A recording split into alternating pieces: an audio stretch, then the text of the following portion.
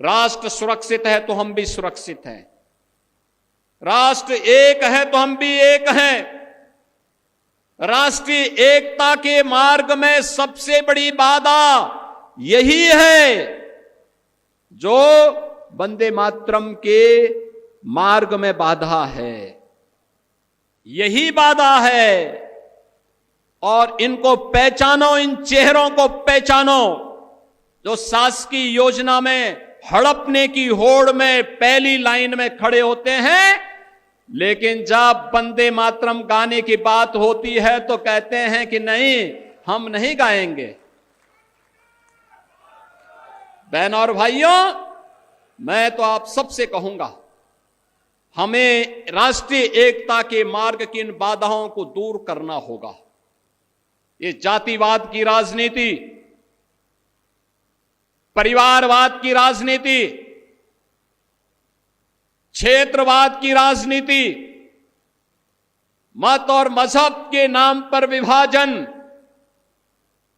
समाज में किसी भी प्रकार की उस दुष्प्रवृत्ति को जो भाई को भाई से लड़ाने की, जाति को जाति के साथ लड़ाने की, एक क्षेत्र को दूसरे क्षेत्र से लड़ाने की, किसी दुराभिसंधि पर आधारित हो, उसको कतई हमें स्वीकार नहीं करना चाहिए, कतई स्वीकार नहीं करना चाहिए। याद करना, यह देश का इतिहास इस बात का गवाह है और मैं बार बार इस बात को कहता हूं। ये जो देश गुलाम हुआ, ये ऐसे ही नहीं गुलाम हो गया था।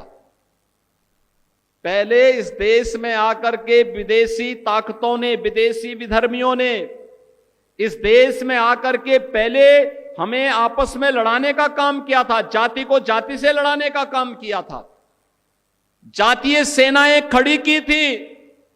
ये जातीय सेनाएं ऐसे ही लड़ा लड़ा करके पूरी ताकत को कमजोर कर दी और बाद में फिर बीच में घुस करके एक पक्ष को अपने साथ जोड़ करके ये दिखाने का कार्य करती थी कि वह उनके हितैषी हैं, लेकिन वास्तव में हितैषी नहीं थे, वह तो देश पर काबिज करने के लिए आए थे।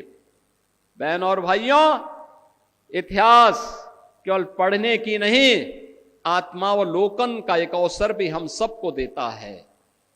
इतिहास की गलतियों का परिमार्जन जितनी जल्दी हो सके हमें करना चाहिए और इतिहास के गौरवशाली क्षणों से प्रेरणा प्राप्त करके आगे के भविष्य को स्वच्छ और सुंदर बनाने में हमें योगदान देना चाहिए।